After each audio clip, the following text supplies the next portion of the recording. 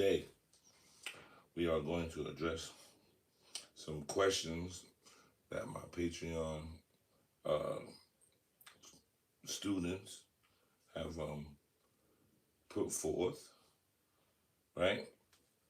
And so, based on the podcast that you guys watched, has witchcraft gone mainstream, right?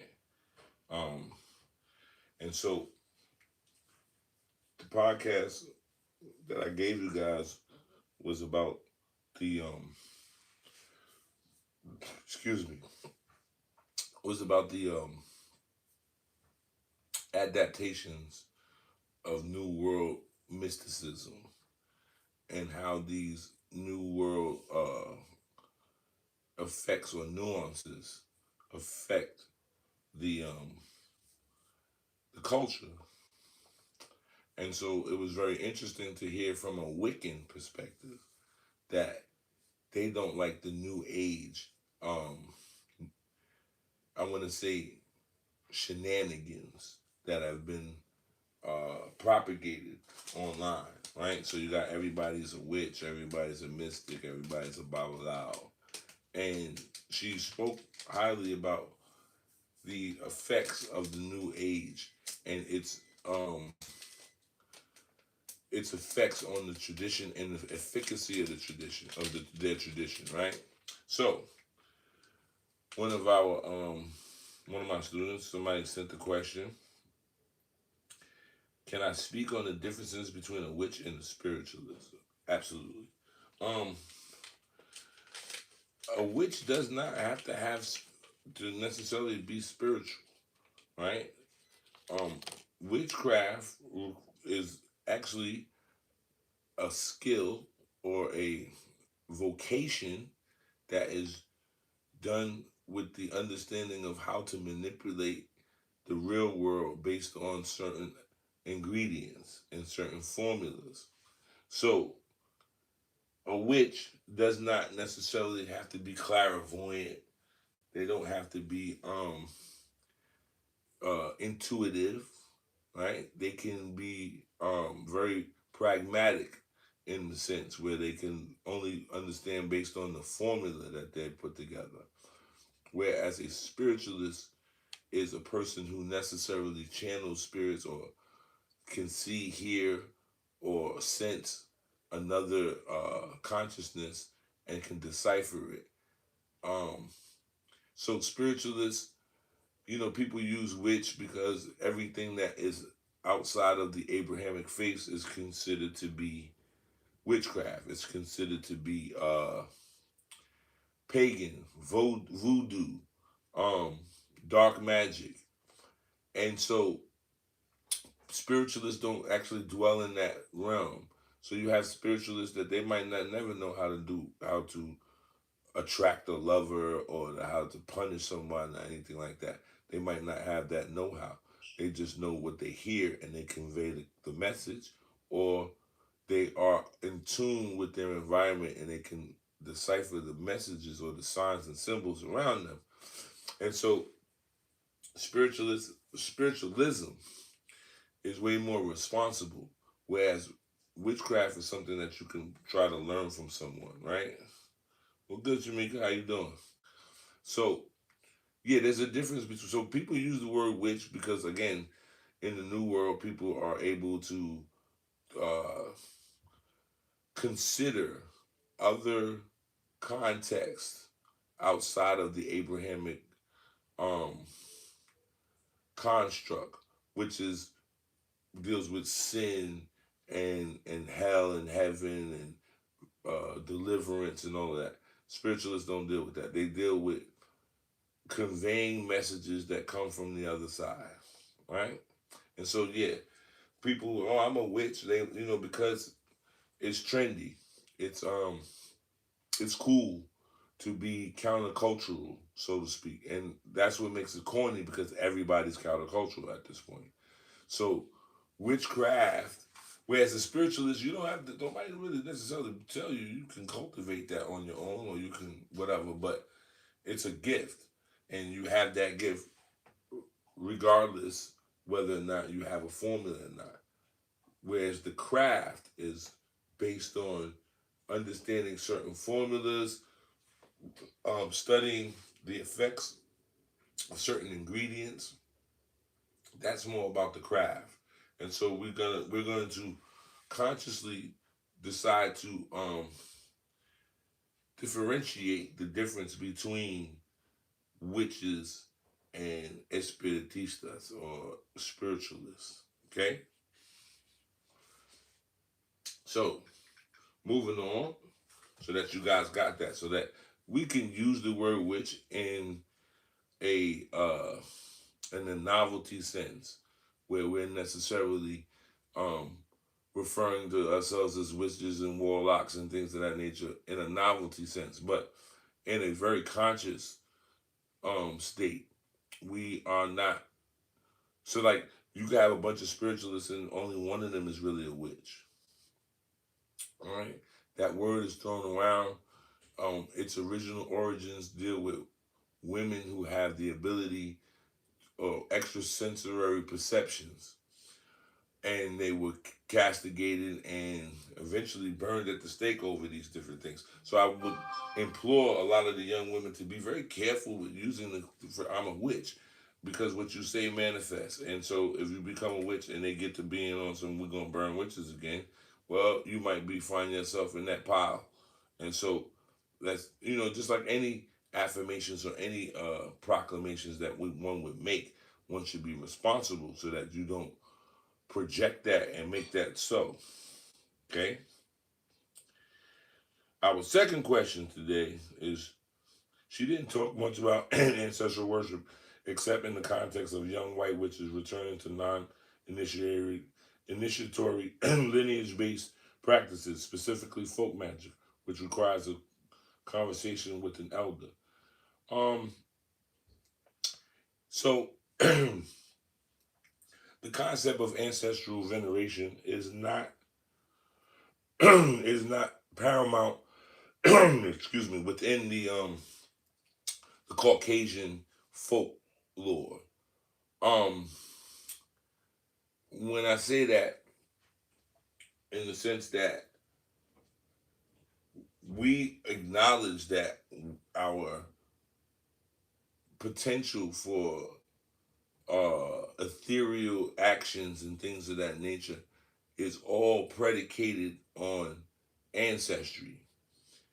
Um, so in Glass of Water and a Candle, we talk about the fact that if you believe in Jesus Christ and you think he was a man that lived and walked on earth, well, he's dead now and been dead for a very long time. So you are now, in fact, actually worshiping or facilitating the interaction with ancestral forces. And the same goes for all religions. But because of the hysteria of Europe and their relationship to folklore and things of that nature, they tend to demonize ancestry, and so they're and I would dare say that this may be one of the things that doesn't allow them to connect as readily as melanated people, um, because they don't necessarily truly regard their ancestry and the dead in the proper context of what it is. So they're not, they don't do lineage, and just a shot in the dark. It may be due to the fact that they have never had an ancestral disconnection, and so they know who they are. They know that I'm half Irish, I'm half Italian, or whatever. They know their origins. They know the crest of their family name, whether albeit if they made it up and they was peasants or whatever the circumstances are. So because they have a clear lineage of where they come from, their origins, they don't seem to necessarily require to focus on ancestry so much. And like I said, a shot in the dark, it may be why they don't connect entirely with the spirit world, because of their neglect of the idea that the dead. So like in Lucumi, we have a phrase we say, Iku se lobi ocha. The dead gave birth to the Orishas. And so, glass of water and a candle, I expound on that conversation to the fact that you engage in necromancy when you deal with currency, because all your currency got dead people on that motherfucker, right? Ain't nobody alive on the bill, right? And which is in contrast to go to some countries and whoever the prince is, that nigga's on the $20 bill and he's alive. The veneration of these ancestors is and so they deal with their ancestral veneration with the street signs, with the buildings, with the towns that they name. And so this may contribute to the fact of why they don't particularly um, exalt ancestors to a certain position. Okay?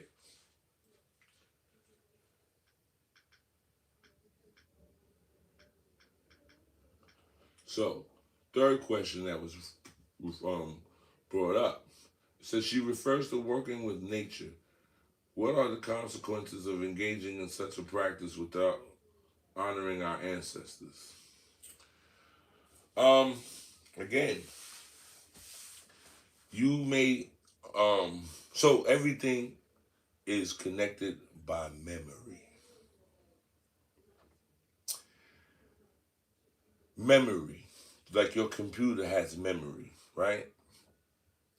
Memory is what is the basis and the foundation for our connection to ancestry. Because they remind us based off of certain things that we hear, right? So we necessarily you get to venerate or you commemorate your dead based on nuances of memory. So you may see something that reminds you of this person, albeit a small nuance. He smoked Marlboros and you saw a Marlboro billboard, right? And you might not have seen them or noticed the Marlboro billboard ever before. But now, in seeing it, it triggers something in you. And so now this memory rises up and says, oh, yeah, my Uncle Danny used to smoke Marlboro. And so now I can assume that that energy is trying to contact me. And so I may necessarily engage in that practice to have this interfacing with the spiritual realm. White folklore does not focus more on, it focuses more on power and domination, right? So most of the spells are dominating, right? Even if they're trying to get rid of some kind of disease with you, they're trying to dominate the disease with some type of entity. Um, and so the the idea, right, that your ancestry has brought you to the present day. Every move, every decision that they made coincides with that, right? So if you go out into nature and disregard the idea of ancestry due to the fact that you don't acknowledge that the tree has an ancestor, right? Um, and most things in nature have ancestry because they come from something else. And so I'm not proof positive of what the mechanics are in terms of going out to the river and petitioning the river, but not knowing who the river is. So we are very clear about labeling things and what is who and what. So when you're dealing, so from a white folkloric perspective, you go to the river and you ask the river for something. There's a million rivers in the world. What makes the connection between you and this river? Do you have a name for it? And so the name that may have been used 100 years before still resonates with that river, because when they speak that word, that name, they're referring to that body of water that specific body of water and that memory. And so the memory is what connects us. It's literally the spark of our primitive computers. And so going out into nature, I'm gonna go and petition the mountain, but I don't know what they call this mountain because the people, the locals, those who have lived under the um, caution of the mountain and its boulders and its rock slides and all of those different things, they have a name attached to that, and that name is based off of memory, so that everybody from the very first person who decided to call it whatever name he decided, everyone thereafter is pulling on that memory. Okay? And so, and it's really people trying to cut corners. So you don't want to get initiated because you don't want to be under the tutelage or the authority of another human being. And so I'm gonna circumvent that and go and just deal with nature. And I'm gonna go and deal with, and you can't deal with some of these things on a one-on-one basis or an intimate relationship. You can't have an intimate relationship with lightning. You just can't. It should strike your stupid ass. You gonna go up in flames. You might not remember who the fuck you are. So, with that being said, how do you familiarize yourself with things that, in most senses, could be very dangerous to your mortality? Right? You get in the river, that shit get to taking your stupid ass down to a waterfall. You fall down the waterfall, hit your head on some rocks. There you go. So the idea that people want to circumvent the construct to use their own logic to tap in. And so, like I said, people be like, oh, I'm talking to Obatala. But if nobody ever introduced you to Obatala and you sat in the park waiting for him, any joker that came along and played along with your game or your scenario would qualify as Obatala because you don't know who the fuck he is. You never met him before. Introduction. So that when you go in front of certain shrines, one is being introduced so that they are aware of your existence. Okay? So be very, very I want to say mindful of people who, oh, I work with the elements. Like, how the fuck do you personalize with the elements? How did you create a relationship with the wind?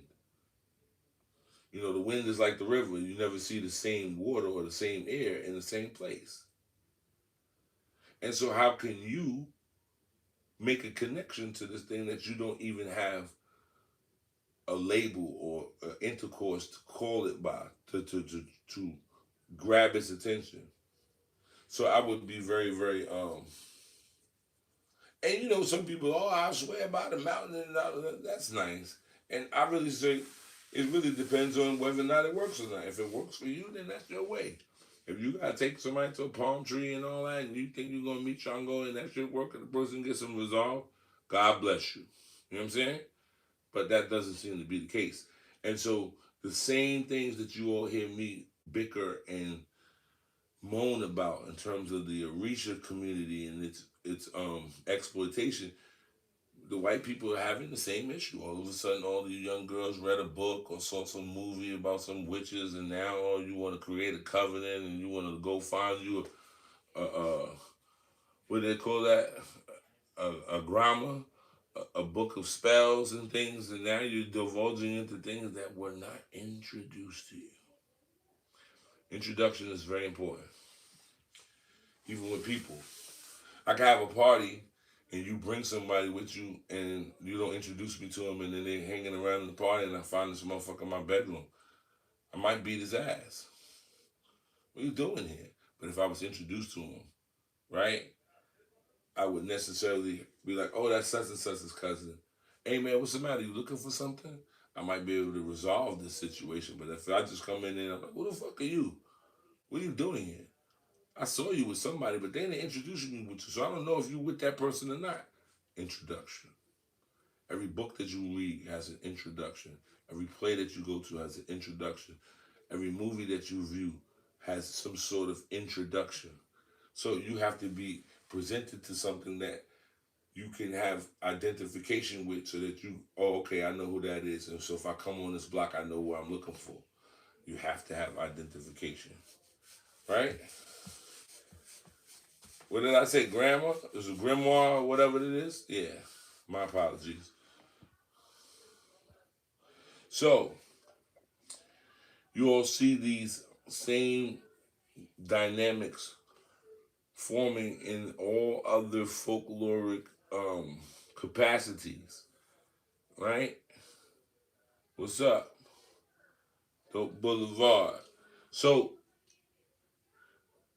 we presented this as a means to understand that when you hear me bitching and complaining, and you hear me going off on a tandem about these converts and, you know, unexperienced teachers running around here, this is all for the exploitation. And it's not just happening in these traditions, it's happening in anything that the new age human beings feel that they can co-opt. Right? So you come along and you think that, oh yeah, I watched a couple of Lord of the Rings and I'm ready to be a Wiccan. Okay. And that's not what it is. But anywho, so let's get to this some conversation. Is on shed light on how the Neophytes are changing original practices and core beliefs by amalgamating other practices. This is what I'm talking about. The neglect of the perfection of something that you are trying to co-opt, right? Right, but Harry Potter without Hogwarts. Exactly. Right? It's very interesting. Recently I was watching a movie with my stepson, and we were watching Master Killer, and he was intrigued by the idea of that Master Killer invented the 36 chamber, right? But that was only after mastering the other 35. And so he told him, there's nothing here for you to learn. And so this is why they gave him a chamber, and he asked, well, let me make my own. Because he was proficient in his in his skill to do such things.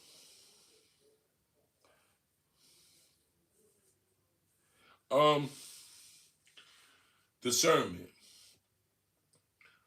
Um, the exchange, the negotiation, and the exchange is what poisons it, because people have to pay their bills, and so, you know, it's like you have to perceive this problem or this neophyte or this newbie as a blessing. So this is hypothetically. You sitting at home, you've been reading people, you paying your bills, but this month or last couple of months have been slow, and you ain't been making no couple dollars.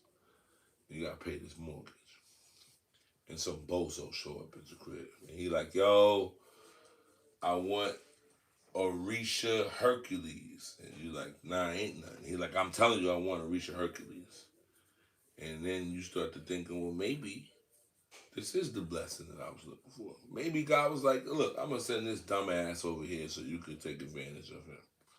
Some people perceive it to be like that, where they feel like they're doing their part. And in all actuality, they are. So it's very interesting, even for the thieves and the unexperienced, the inexperienced. They are playing out a part of the malevolence. They are playing out the negative parts, because somebody got to be it. And so you'd be like, oh, word, all right, say less. And so they're all part of the market. Remember, the market got to have thieves and, honest people. And so there has to be a duality, right? Now, the Lucumi shit, this is why y'all hear me going nuclear on live, because they are not, I don't know if they're aware that they are spreading misinformation, and that it is really a malediction in all honesty. This is why the old timers, even back in the South, they tell you, kids are not to be heard, they're to be seen. Me spitting out your, because they understand the power of the word and the power of projection. And so when you allow an idiot to say things, it would be the equivalent of giving a loaded gun to a child that had the ability to pull 4 pounds of pressure. Feel me?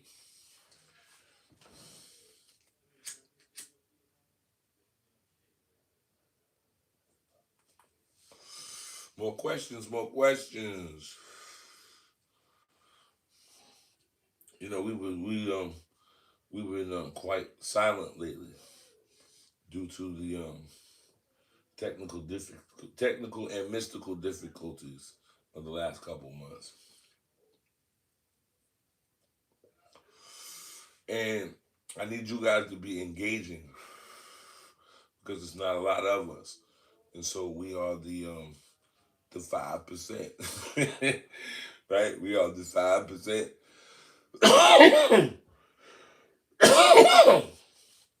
It's good. Yeah, man.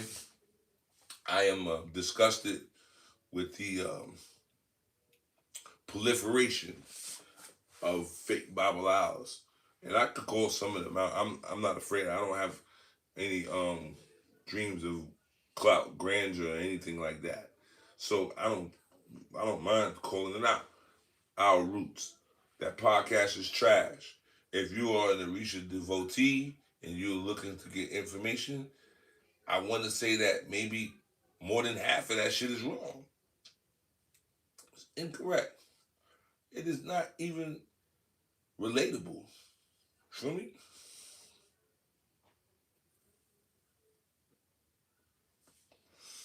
You said no one wants my streams? I don't really understand the context of that, but I don't think it. I don't know what you mean by that. Like they don't want to hear me. I'm very sure of that.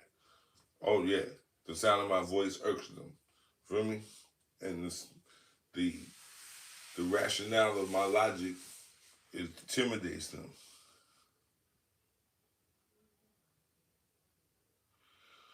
Um, Life. I want y'all to understand that sacrifice, initiation, participation is not a fix it so that all of a sudden you ain't gonna run into negativity. That's far from it. That's why the label of they worship idols is really truly incorrect. Ain't nothing idol about none of the shit we do. Ain't nothing just sitting there waiting for you to talk with. Nah, nigga, that shit you gotta put the work in. You gotta put that fucking work in. Believe that. And so don't don't make everything cause and effect in that regard. Where it's like, oh, I set up the boat with then my life went to shit. Like, man, your life was going to shit anyway. If you ain't got the rent money and you ain't got no job, man, ain't no goddamn witchcraft gonna make you fall. Nigga, that's just poor decision making off poor circumstances. So I tell my godchildren all the time, yo, don't call me talking about, yo, I stubbed my toe, I think a nigga doing witchcraft. No, nigga, you clumsy. The fuck are you talking about? Ain't nothing else to motherfucking, you know what I'm saying, make of that shit. You are fucking clumsy.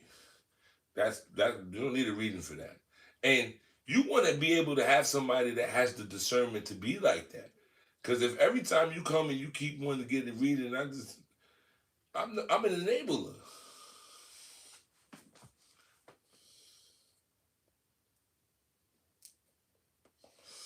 How to construct an all wood drum? I'm trying to figure out what you mean, Neezy. Are you being, were you being serious? I don't know. And that's the other thing about this text culture. It is a catalyst for misinformation or miscommunication. Because a motherfucker put some shit in capital by mistake because he hit the all caps button, and then you be thinking this nigga cursing at you. And it's really a misunderstanding.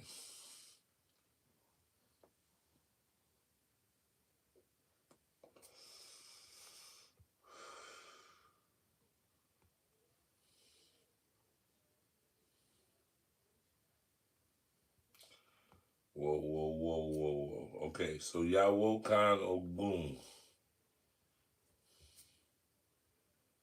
Okay.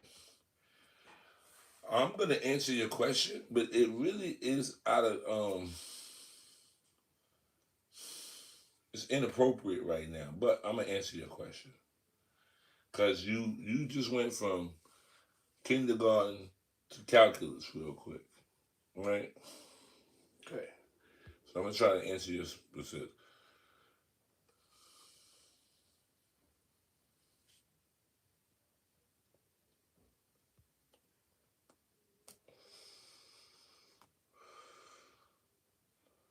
Um, let me see.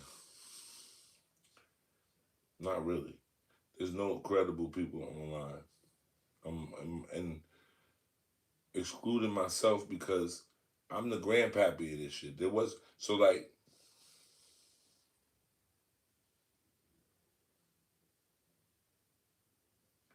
okay, hold on.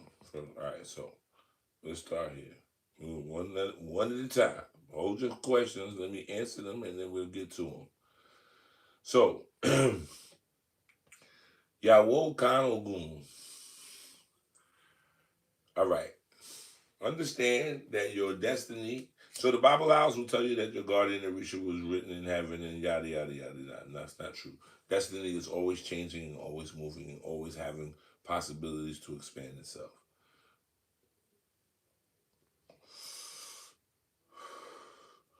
People making the wrong Ocha is the uh the fault of the godparents sometimes, but not being astute enough to see certain symbols or certain nuances to make that correction.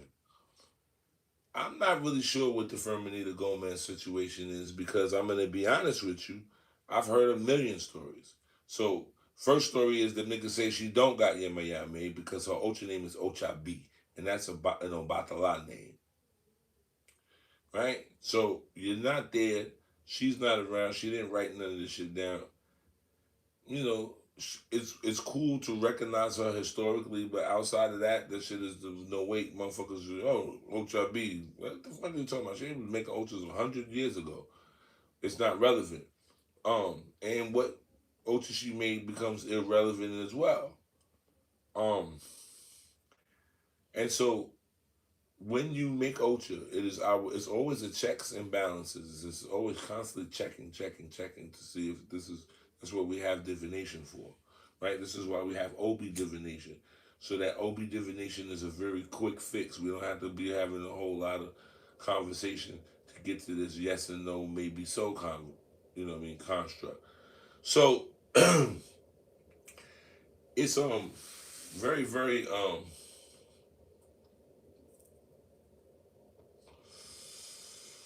unimportant. And I say that not to be um, a jerk, but I can tell you that I don't know how many people you're gonna meet in your life that they was like, oh, I was supposed to make this Ocha, and then while I was on the Odo, some other shit happened. Not today. I don't see that happening. Um, because the connection between human beings and Orisha is slowly being severed.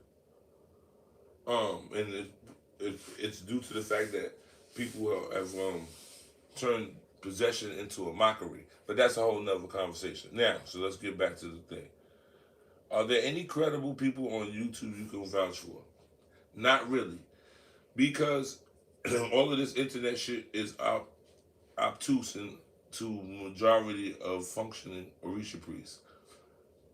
Because I was born into this and I see the changes as they're happening, I saw what was coming down the pipe, and so I chose to participate to try to ease some of the fall from people. Um, Before me, right?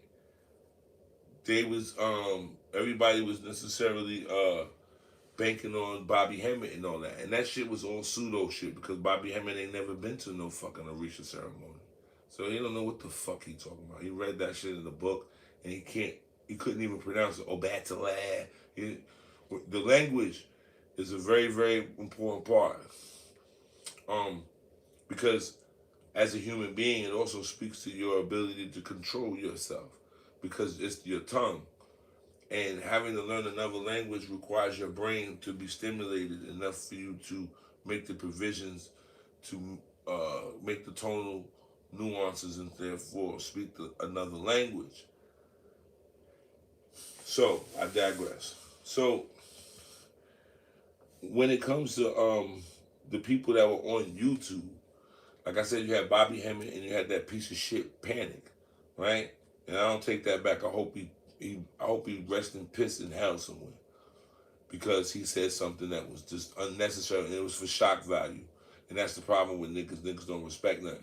So he said one day in one of them lectures, and Bobby started it first. Bobby said he had a threesome with Oshun and Yamam Ja, and he was doing this and that. And then Panic jumped on that bandwagon talking about how he was fucking on Yamam Ja and having threesomes with Yamaya, Oshun, and Oya. And I was like, oh, okay. And I wished everything bad upon him. I'll be very honest. I wished everything bad upon him. But nonetheless, you got a lot of these knuckle draggers who Panic, he was real deep. And like, that shit is pseudo. Feel me? You said it's blasphemy to me? I know that niggas is talking crazy, kid. I don't know what. And so everybody thereafter are people who saw opportunity, because majority of old Santeros, they got more shit to do. Oh, okay. And so they got shit to do. They don't got time to be fucking around with the internet. And like I said, I stepped into this because I saw how much misinformation was coming out of the mouths of niggas like Bobby Hammond and Panic. And then, so like right now, you hear every nigga that think he black and melanated, that got a RBG flag in his house somewhere, think he got access to the Orisha now. So you heard Panic at one time, you heard Polite at one time talking about, oh, he's a Babalao. Then you had Pharaoh talking about spiritual guys. He ain't never been to no fucking Misa or no seance. Fuck he know. Right? Then you had the Fulio nigga, Chief Yuya. Chief Booyah was out there molesting girls and doing all kinds of weird business. Right? And making up his own religion, I knew.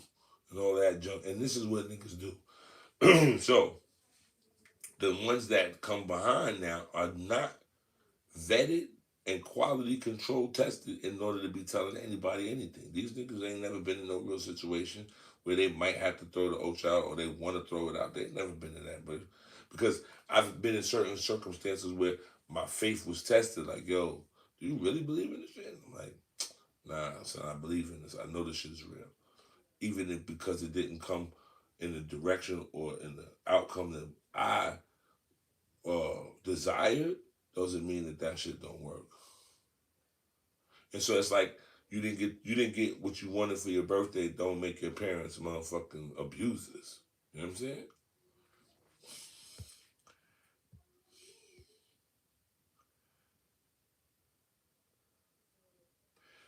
When things start to work in your favor, why do people say keep quiet and move in silence? Well, because you got people that are vampires and they want to you know they want to necessarily jump on your bandwagon, right?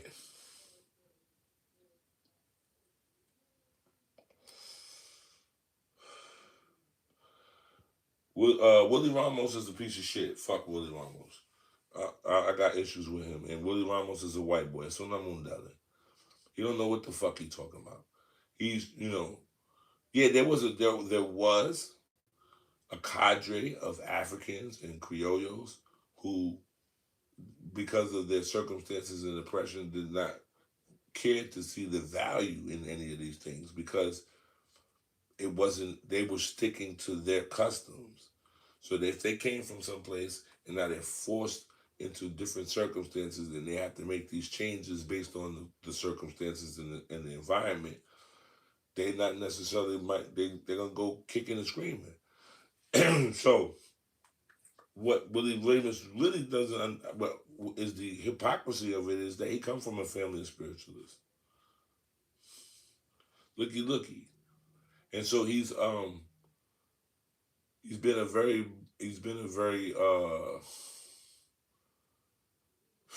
what's the word I'm looking for? A very chaotic component to the Orisha conversation. Because he's a hypocrite. He'll tell you about the Diplo Orishas and and they selling Orishas and nigga, you do the same. And so it's like I can't listen to the pot called the kettle black and both of you niggas look like motherfucking nighttime. Like what are you talking about? So Willie Ramos, he says that, but he tries to make himself more than what he really is. He was never like I'm trying to alright. It's the conversation of LeBron and Michael Jordan. Some niggas gonna try to tell you LeBron is nice because he got these rings, and other niggas gonna be like, but he ain't Michael Jordan. And he only doing that because Mike ain't around. And so that's the thing with Willie. Willie, he's what he is today because all of them old timers ain't around. And one of my old timers used to be a stark opponent of his.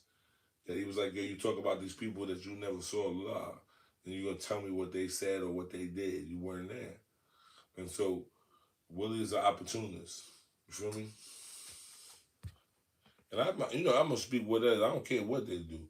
He can't beat me. You feel me?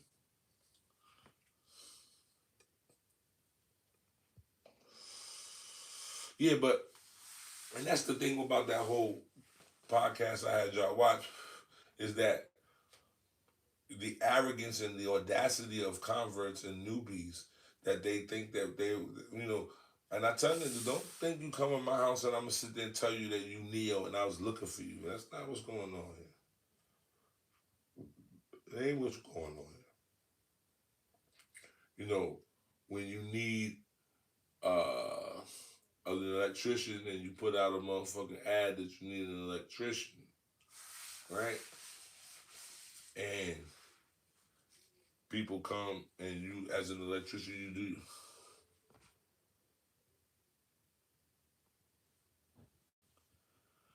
Yeah, no, I don't have to. I don't have to trademark it. It's already written in the book. The plagiarism has taken place. And it's the time stamp. It'd be one thing if I came out with it yesterday and then a month later she popped off there. You'd be like, oh, she probably didn't see my book, but no, it's years in the making. And she doesn't know how to articulate it because she doesn't know what the fuck it is. I defined it. I'm the one that articulated. No, it's called spiritual hygiene. It's the same way you take care of yourself physically. You have to take care of yourself spiritually. And so Iyanla's another one. I wouldn't buy a piece of gum from her. You heard? I wouldn't buy a piece of gum from Iyanla. She's a big teeth huckster. And I don't care about her kids. They ain't gonna do nothing to me. And none of you niggas can't beat me. You can't do nothing to me. You feel me?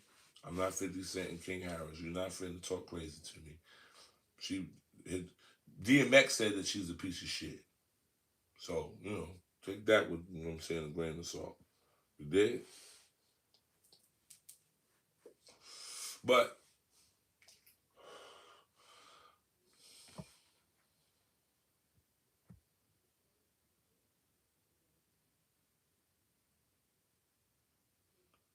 oh, absolutely. It's a shared guilt. And so, like, if you see any of my posts, I blame the godparent. You let that, you should be diligently working against this person. Every time that they post something, you should be right behind them. He don't know what he's talking about. I taught him. That's not what I taught him. He think he fly. He don't know what the fuck he talking about.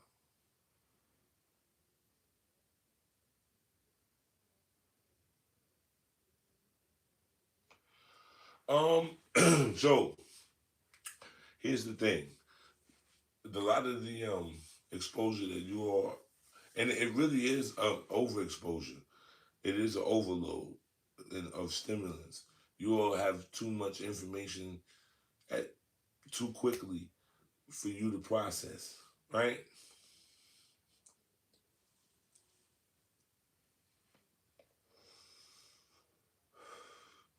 Well, it depends. So some academics start off academic and then become very hands-on, right? And then some stick to the academics, and when you be like, "Yo, my nigga, can you pluck this chicken?" They don't. They find a reason to get out of there. You know what I'm saying? And I will say that the academics have kept the Ocha, at least in Black America, very boule, very boule. Like they don't, like it's a class thing for them. And remember, as one of my elders used to say, this is a religion of slaves, and so it is made for the poor man because it is the original socialism. Ibaye Tanu, Alfredo Calvo said that. You come to a function, albeit an Ocha birthday or a throne day or a drumming.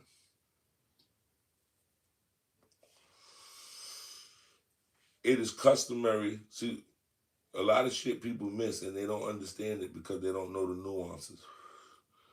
It is customary that when you go to a Ocha birthday or you go to a throne day and you put money in what we call the hikara, and it was custom to fold it up, and you will fold it towards yourself so that the money replenishes you and comes back to you.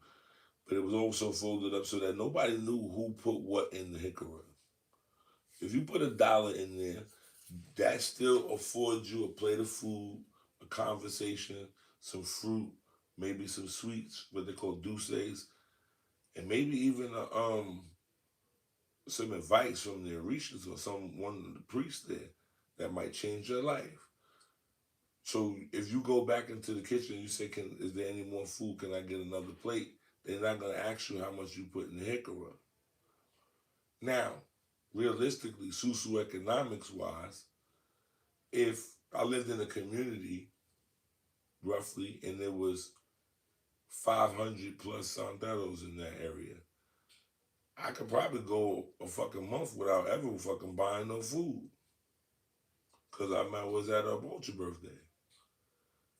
That's a communal way to live. So imagine you had 2 kids, but and you work, you stacking your money, but you realize that next week is going to be a whole bunch of Ocha birthdays. And so you ain't got to do no shopping because the kid's going to eat at the Ocha birthday. You know how much money you'll save?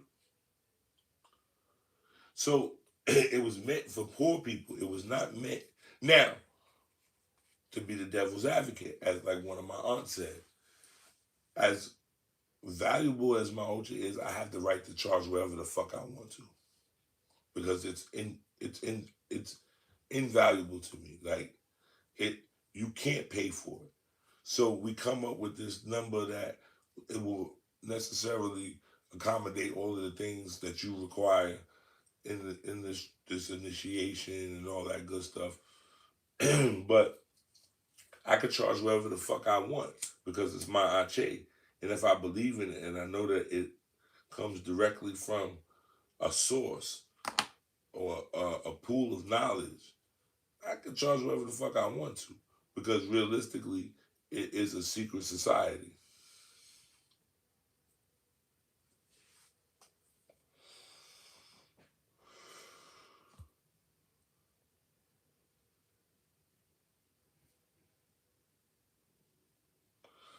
Um, I don't know about that.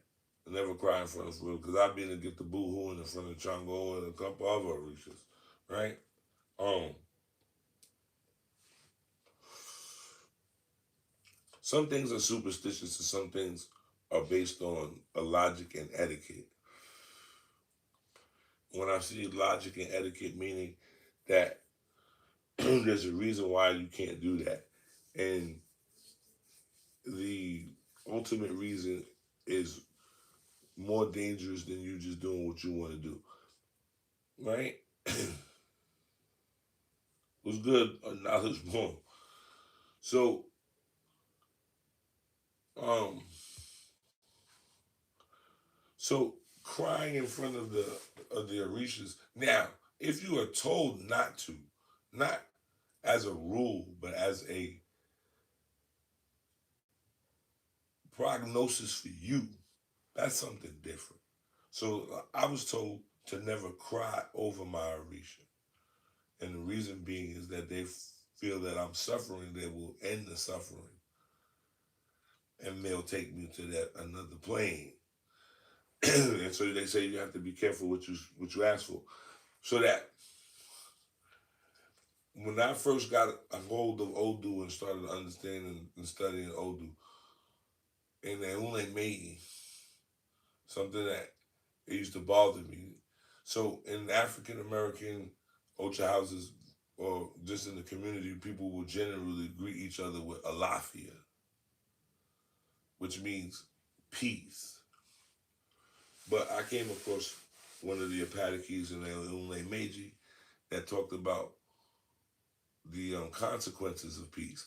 And so there was a white cloth and a red cloth. Asho Funfun, Asho Pupa. They were leaving heaven to come to the world. Asho Funfun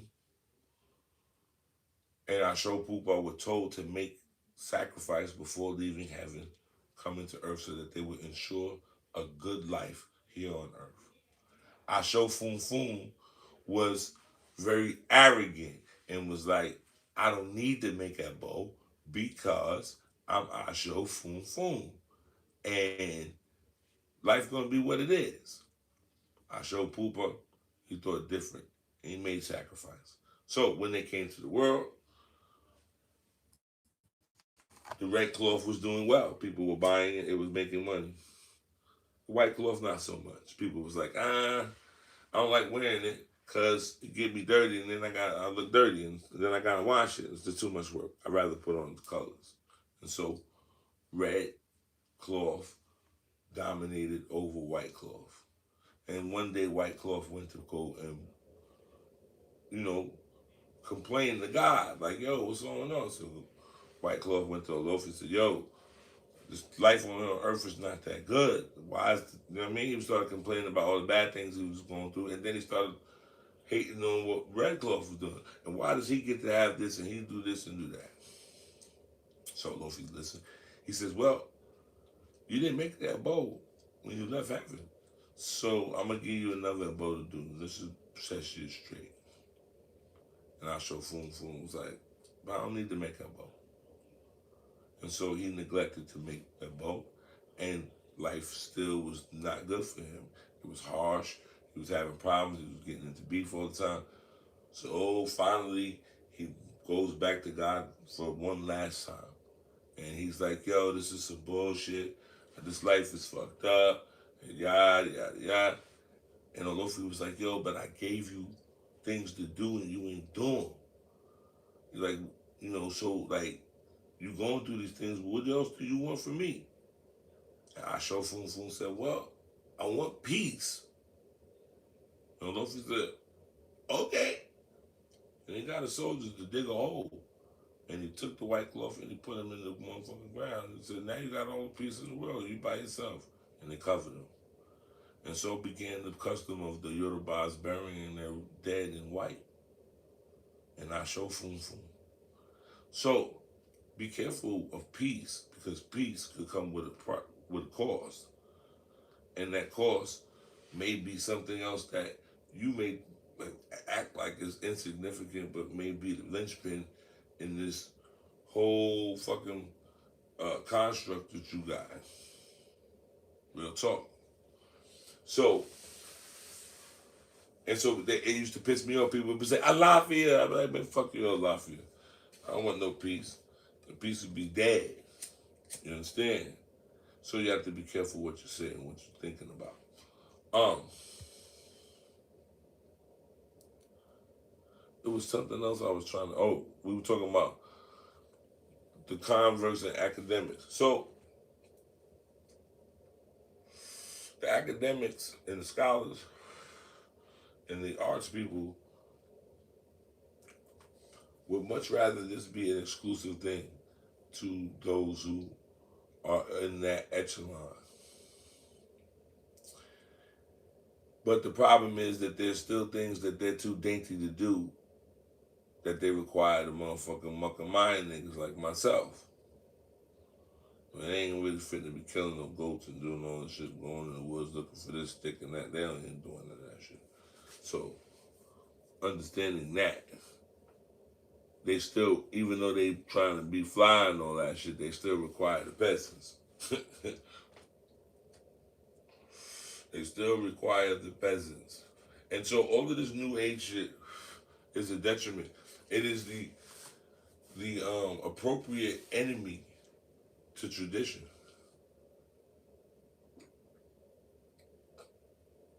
Because its purpose is to eradicate tradition. And then take on the space to try to become tradition. And so this sounds very familiar, where people will try to usurp you. And in their campaign, they may complain about things that you do, and then when they get the position, they're gonna go right do the same shit. And it wasn't about how you was doing it; it was who was doing it. It wasn't them. You got that? Yeah, I gotta throw some questions because we're getting close to, you know what I mean?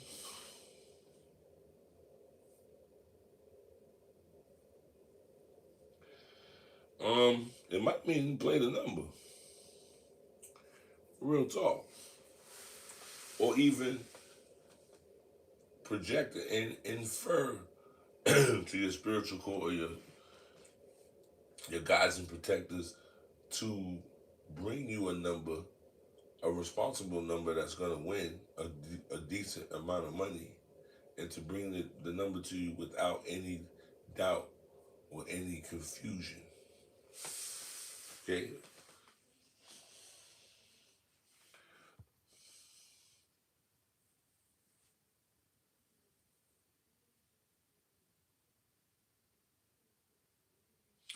So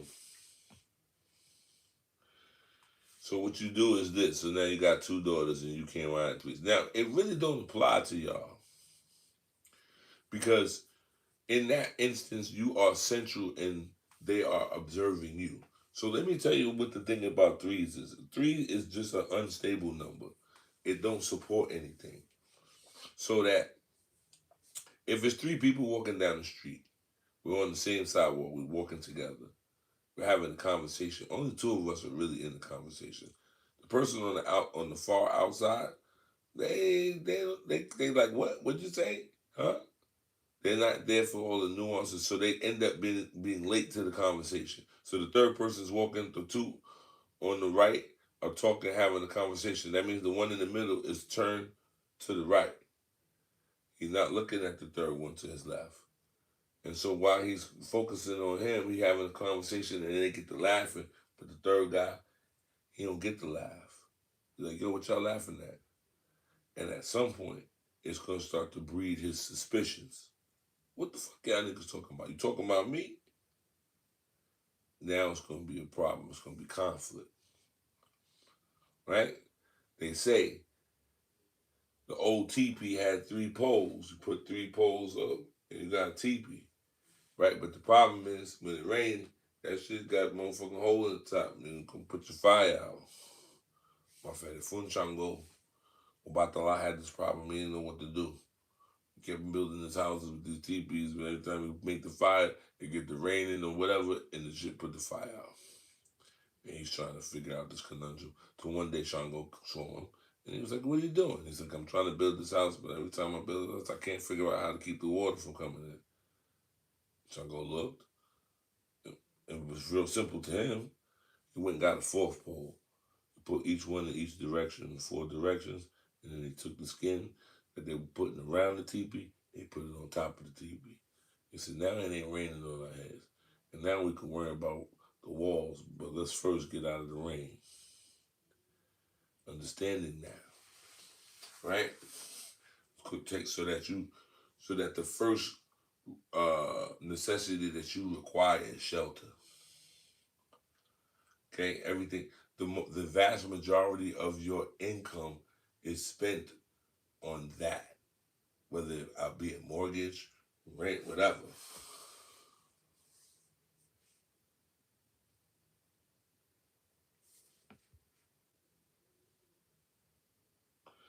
Okay, in Lucumi, you will find some houses that are, I want to say anti-Bible out, but they just don't give them attention. They don't bother with them. And so, um, and so receiving a hand of a ruler in those houses, I know some Santeros that went their whole life that never had no hand of a ruler, right? Then I know some that went almost a long time without it, and then they went and got it, and then it gave some clarity to some circumstances, right? But it's not a prerequisite. This is not.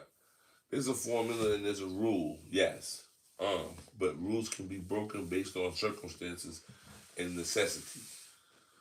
Okay, that we have a saying that if there ain't no other birds and ain't no goats and nothing, all the Orisha eat chicken, all of them. So now that doesn't mean that I'm just gonna go decide to only feed my Shango chicken instead of rooster, cause he can. No, I'm gonna break that glass in case of emergency. I'm not gonna use that, but I'm continue to comply with what is the necessarily the ingredients for the recipe. I'm not gonna try to switch it out. You dig? And so um it is unfortunate in this time. It's unfortunate. It's a gift and a curse. You know, we have all these modern facilities and these conveniences, but common sense, morality, logic, cool are being consumed, right, by people's false desires and needs. You know, motherfucker want to be the fucking the captain and don't know how to sail a ship. Yo, learn that first, motherfucker. You trying to, what are you doing, right? So they want the position. Oh, the captain look cool. I like his hat. Yeah, that's cool, but you don't see all the shit that he going through. You feel me? And so, you know, you have, and like I said, I'm calling them out. That these people are not qualified to be talking about what they're talking about, and in no other vocation, skill, or any or craft would would imposters be allowed to necessarily flourish. No other place. So yeah, I'm calling out them TikTok niggas that be on TikTok arguing with their wives and all that. Niggas will be having like 2 minutes of Ocha. Don't know what to do in the Ocha room. Niggas be telling about how many years they got. Nigga can't sing 5 songs to nothing. And he damn sure ain't fit to have no conversation with you in the language. He don't know what you saying. But he up here giving classes, telling you to give you money up. This is madness.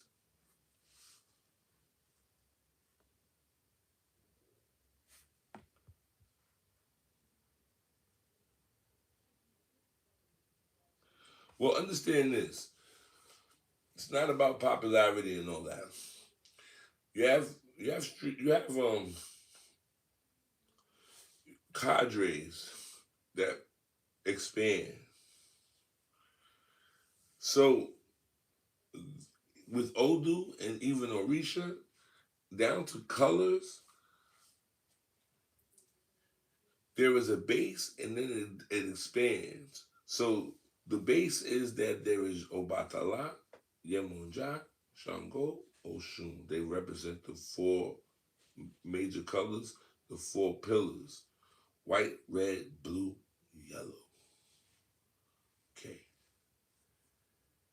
And these uh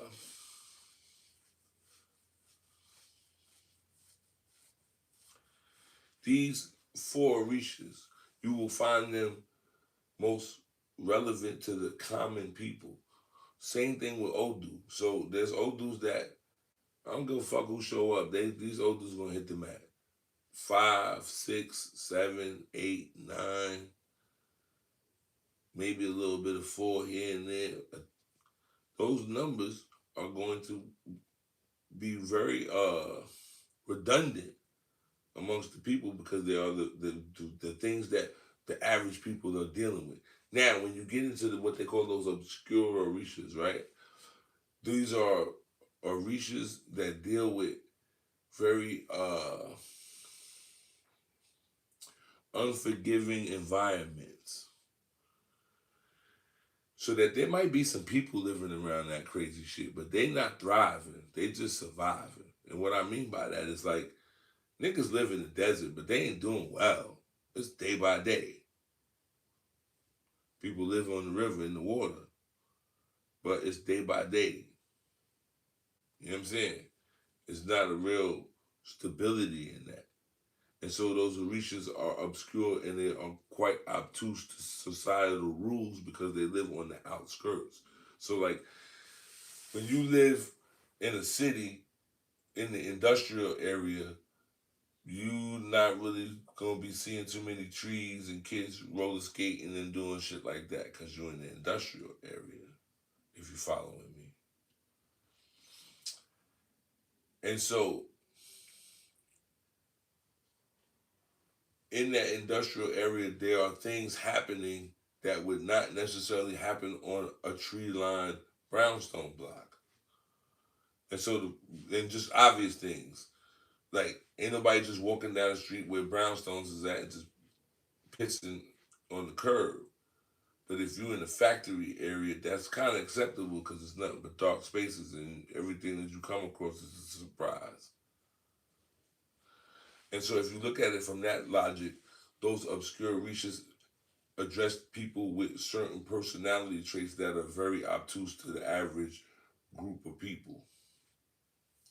And so they have these orishas, these obscure orishas, and those orishas give them a means to observe themselves. And so that's the other thing that we talk about in the glass of water and the candle is the idea of the altar being an extension of yourself, so that you project yourself into this space.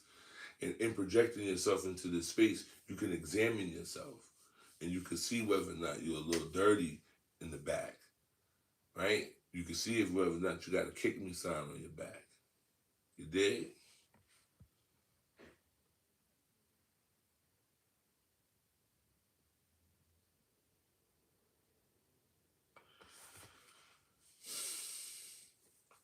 I'm gonna answer this, but remember, I'm not here to do Odu. Remember that, um, because I can give you some information, but it might not be specific to the circumstance because I don't, not necessarily don't know the circumstances. It's not in front of me, and it's not a real thing at this moment. It's just hypothetical. So whatever I'm listening to would only be my own logics. It wouldn't be me necessarily tapping into another dimension to give reference. You understand? Ogunde Irosu. Ogunda Irosu talks about the pact between Ogun and Ochosi, and the fact that Ochosi came to live with Ogun, not the other way around.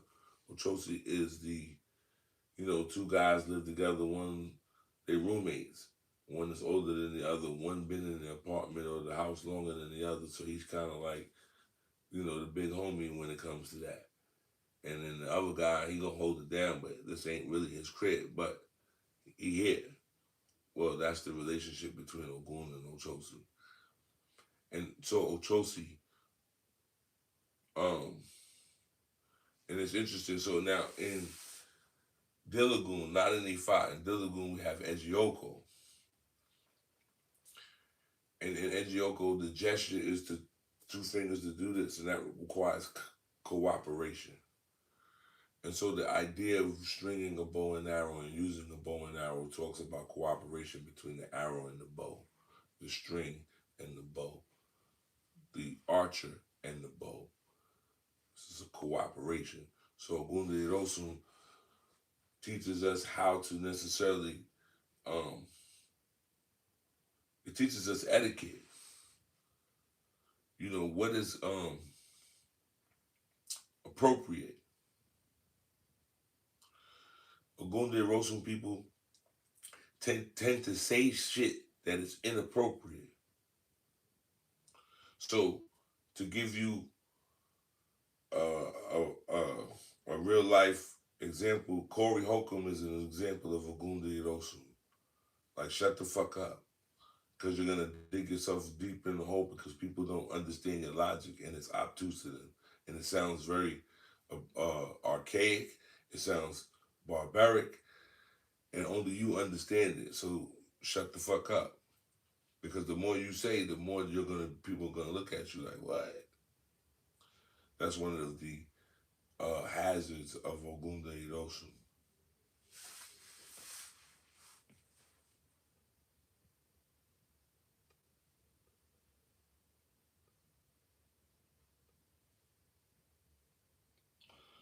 Um. Okay. So John Mason, if you go back to on the site, we have the John Mason um interview. And one of the things he talks about, he gives the definition. Now you need to hear me say it. He gives the definition of Ifa. It means to scrape, to dig. So as you divine, you will begin to create a system of understanding the relationship between the Odus and how they're talking and the questions that they have. Feel me? And so I could read you off Obara, absolutely, but if I keep digging, then another Odu might come up and then it'll give me more specifics on you. And so this is how we get to the composite. Ifa don't have no authority over nothing in Dilagoon because it ain't older than Dilagoon. It learned its Odus from Dilagoon. Okana, Ogunda, Irosun, Oshe, Obada, Odi, Ogbe, Osa, Mewa, Owanri. We have all of those same Odus together, but they started in Dilagoon first. And so Ifa is the expansion of that. And so Ifa is calculus in regards to the lagoon being addition. You got that?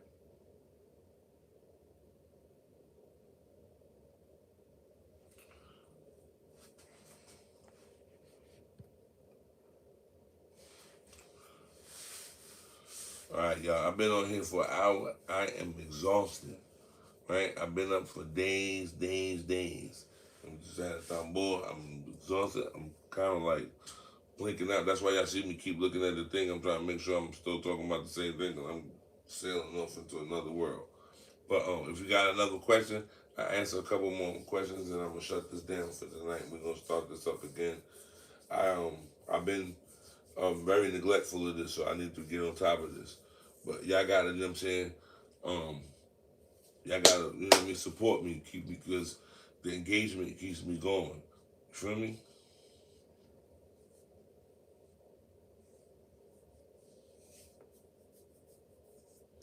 Yeah, shivers is great.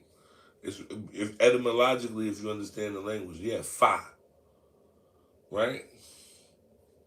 Um, to scrape, e fa, the e, the I in it, that sound makes it have to do something with the esoteric and the ethereal. So this is why they call it ishese, because the word for work in Yoruba is sese, sheshe, S-E-S-E with the dot under it, sheshe. And so she's she, sheshe, isheshe means holy work. I'm just saying. So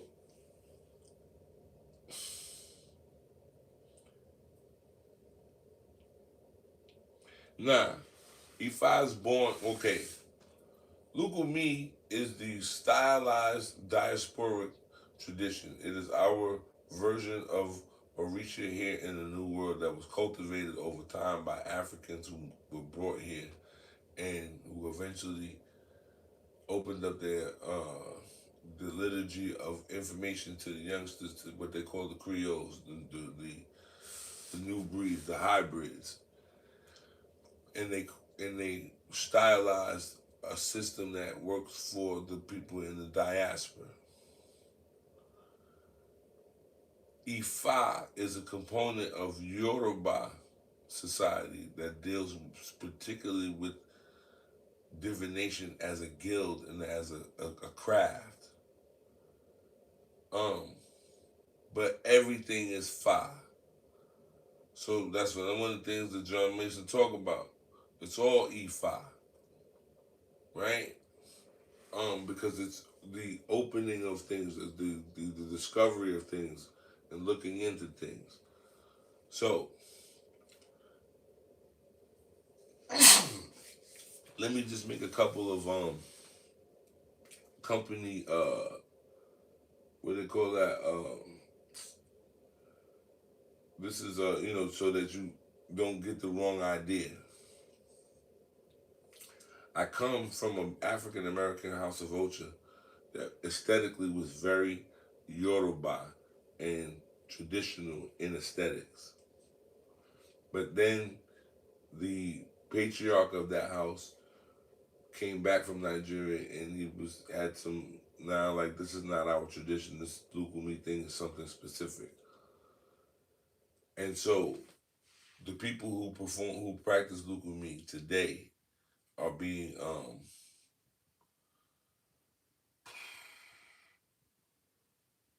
they are being bombarded with this Ishe-shaped perspective. And I will say they are about as different as American football and American soccer, where everybody else in the world call that shit football, but you understand? Okay. So, Ifa is a component within Lucumi that deals with particularly the patron Orisha of divination, Orunmila. In Africa right now, Orunmila, or not, I shouldn't say that. Kofi Adenu,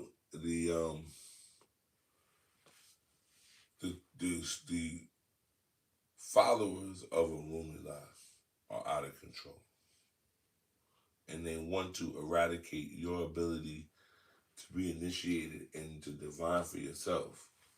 They don't want you to do that because they want you to come pay them, and they want you to pay your tithes, and they're trying to turn this all back into some sort of church.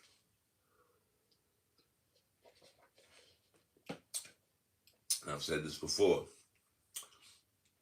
An old Babalawo said this to me. He made Ifa in Nigeria. And after the ceremony, he said to them, and he changed the tone of the energy. He said they were all keying, and he asked them. He said, Ifa is perfect. They said, yeah. He said, so if Ifa is perfect, tell me how y'all ain't see that white boy coming. And they all got quiet. He said, so you didn't see the white boy coming because Ifa is perfect. So if you saw the white boy coming, that means you didn't tell nobody, and so you betrayed us. He said, because for all them years, you never sent the boat to come get us.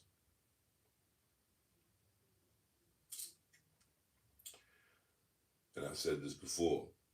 You can't sell to me what you can't give to your children. They're online now because they figured out it's a hustle.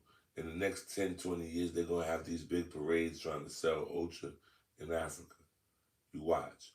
Only because of capitalism. So like I said, y'all, I'm a little delirious. I'm going to go lay down because I've had a very long weekend. And, you know what I mean? I got people, you know what I'm saying? Some of my young brothers still here. And I wanted to give you guys my full attention. And Loose, E Progressive, Light, Peace, and Progress. You know what I mean? Glasses up. This is Omidina Productions, Apataki Theater. Good morning, good afternoon, good evening. And this is the real. This is where it all comes from. Feel me? So y'all be well. And have a good start to the new week.